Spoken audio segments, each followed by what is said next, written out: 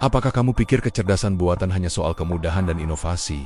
Pikirkan lagi, ekspansi global kecerdasan buatan bukanlah sebuah kemajuan yang penuh niat baik. Ini adalah perebutan kekuasaan strategis.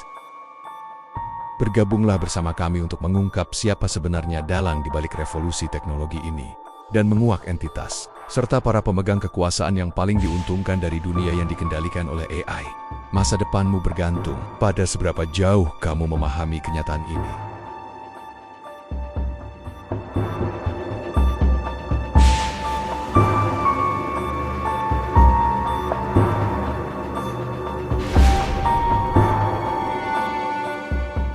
Di hadapan publik, kecerdasan buatan ditampilkan sebagai penyelamat umat manusia.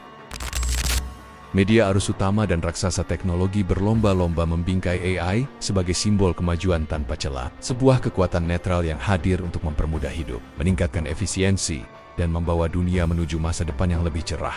Dalam narasi ini, AI digambarkan sebagai jawaban atas hampir semua persoalan manusia. Kita disuguhi visi utopis, AI yang mampu menghentikan perubahan iklim, menyembuhkan penyakit mematikan, dan menghapus kemiskinan dari muka bumi. Sebuah dunia di mana algoritma bekerja tanpa lelah demi kesejahteraan bersama. Namun di balik janji-janji manis itu, ada cerita lain yang jarang disorot. Cerita tentang risiko, ketimpangan, dan kekuasaan yang semakin terkonsentrasi. Manfaat AI ditampilkan secara selektif, sementara potensi dampaknya yang gelap seringkali disembunyikan atau diperkecil. Ancaman terhadap privasi, manipulasi informasi, hilangnya pekerjaan, hingga kontrol sosial yang semakin halus jarang menjadi sorotan utama. Inilah ilusi besar yang dibangun, sebuah wajah ramah dari teknologi yang menyembunyikan konsekuensi nyata di baliknya.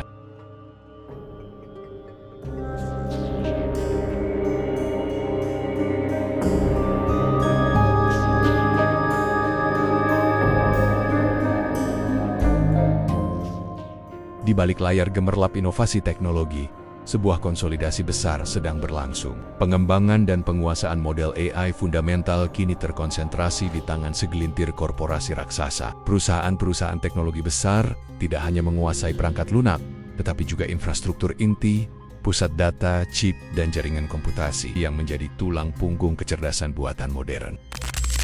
Jejak investasi mengungkap pola yang semakin jelas, aliran dana besar, akuisisi strategis, dan merger yang mengarah pada pembentukan monopoli baru di dunia AI. Nama-nama seperti Google, Microsoft, Amazon, dan Nvidia muncul berulang kali sebagai aktor utama yang memperluas cengkeraman mereka, bukan hanya melalui inovasi, tetapi juga lewat penguasaan pasar dan sumber daya kunci. Di saat yang sama, banyak startup AI yang awalnya menjanjikan alternatif dan terobosan justru berakhir di akuisisi. Potensi kompetisi dipadamkan sebelum sempat tumbuh, digantikan oleh struktur kekuasaan yang semakin terpusat. Apa yang tampak sebagai kemajuan teknologi perlahan berubah menjadi permainan dominasi di mana masa depan kecerdasan buatan ditentukan oleh segelintir tangan yang sama.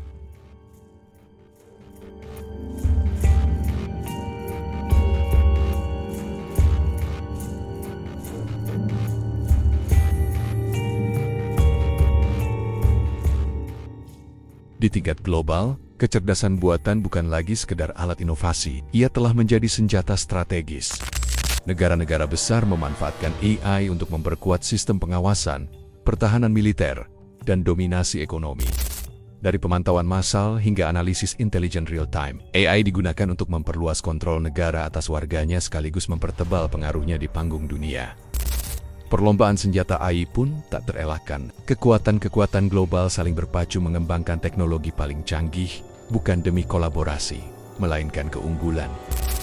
Perlombaan ini menciptakan ketegangan baru dan meningkatkan risiko ketidakstabilan internasional, di mana keputusan penting bisa ditentukan oleh algoritma, bukan lagi diplomasi atau kemanusiaan.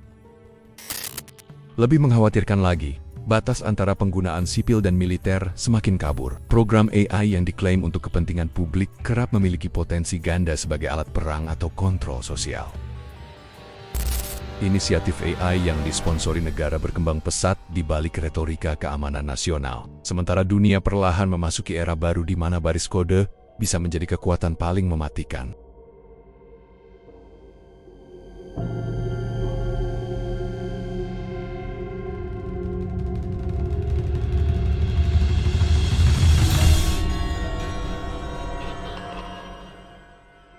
Di tengah semua kekuatan yang saling bertarung ini, masyarakat luas seringkali hanya diposisikan sebagai pengguna atau lebih tepatnya, sebagai objek. Algoritma menentukan apa yang kita lihat, dengar, beli, dan bahkan apa yang kita pikirkan. Tanpa disadari, ruang publik digital dibentuk oleh sistem yang tidak transparan, dikendalikan oleh kepentingan yang tidak pernah kita pilih.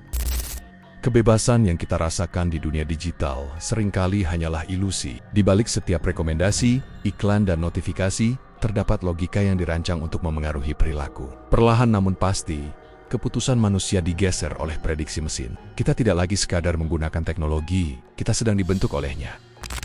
Pengawasan yang dulunya dianggap ekstrem, kini menjadi sesuatu yang normal. Kamera, sensor, pengenalan wajah, dan analisis perilaku diperkenalkan atas nama keamanan dan kenyamanan. Namun ketika teknologi ini digabungkan dengan AI, batas antara perlindungan dan pengendalian menjadi semakin kabur. Apa yang awalnya dimaksudkan untuk mencegah kejahatan, berpotensi berubah menjadi alat pemantauan massal. Masyarakat diajak untuk menerima pengawasan sebagai harga yang wajar demi stabilitas. Tanpa diskusi publik yang memadai, kontrol perlahan dilegalkan, disederhanakan, dan akhirnya diterima sebagai keniscayaan.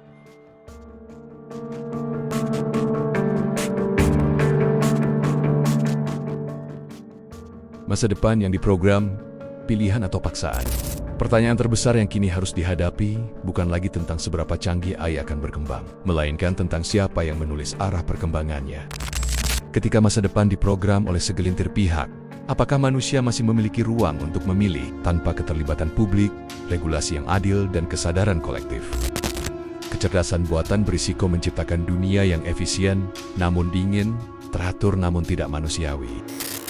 Dunia di mana keputusan penting dibuat oleh sistem yang tidak memahami nilai, empati, dan konsekuensi moral. Kita sedang berada di titik balik sejarah. AI bisa menjadi alat pembebasan, atau justru instrumen penundukan paling halus yang pernah diciptakan manusia. Perbedaannya terletak pada satu hal, kesadaran. Kesadaran untuk bertanya, kesadaran untuk tidak menelan narasi tunggal, kesadaran untuk memahami bahwa masa depan bukan sesuatu yang datang dengan sendirinya. Ia sedang dibangun hari ini oleh kekuatan yang nyata dan terorganisir.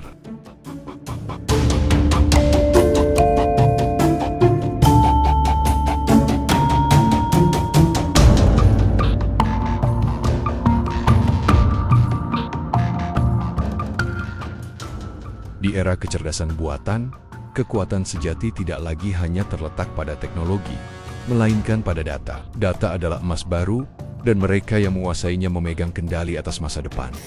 Di balik layar inovasi AI, tersembunyi jaringan raksasa yang mengumpulkan, menyimpan, dan mengolah miliaran data manusia setiap hari. Akses terhadap lautan informasi inilah yang menjadi sumber kekuatan sesungguhnya dalam revolusi digital. Hubungan antara pengembangan AI dan pengumpulan data bersifat simbiosis. Semakin banyak data yang dikumpulkan, semakin cerdas sistem AI yang dibangun. Namun proses ini sering terjadi tanpa persetujuan yang benar-benar disadari. Aktivitas harian, mulai dari pencarian, percakapan, lokasi, hingga kebiasaan pribadi, diam-diam diubah menjadi bahan bakar algoritma. Tanpa kita sadari, kehidupan digital kita menjadi laboratorium raksasa. Data pribadi kemudian dimonetisasi, dianalisis, dan dimanfaatkan untuk menyempurnakan sistem kecerdasan buatan yang semakin presisi dalam memprediksi, memengaruhi, bahkan membentuk perilaku manusia. Mereka yang menguasai data bukan hanya memahami kita, mereka mampu mengarahkan pilihan kita. Inilah kekuatan baru para oligarki data, kekuasaan yang tidak terlihat, namun sangat menentukan arah dunia modern.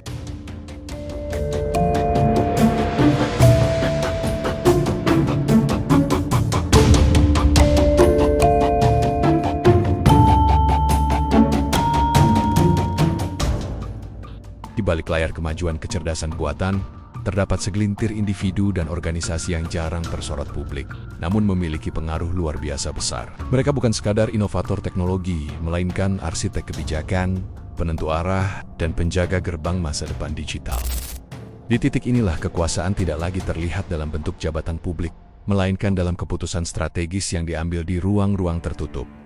Selain perusahaan teknologi raksasa, kekuatan besar juga datang dari lembaga keuangan global, firma ekuitas swasta, dan dana kekayaan negara. Investasi mereka membentuk arah perkembangan AI, menentukan teknologi mana yang berkembang, siapa yang mendapat akses, dan siapa yang tertinggal. Dengan modal masif dan pengaruh politik yang kuat, mereka mampu mengarahkan lanskap AI sesuai kepentingan ekonomi dan geopolitik mereka sendiri. Di tengah semua ini, pertanyaan paling penting muncul. Siapa yang mengawasi para penguasa teknologi tersebut ketika keputusan tentang masa depan umat manusia berada di tangan segelintir elit? Transparansi menjadi kebutuhan mendesak. Inilah saatnya publik mempertanyakan struktur kekuasaan di balik AI dan menuntut tata kelola yang lebih adil, terbuka, dan bertanggung jawab sebelum arah masa depan ditentukan tanpa suara kita.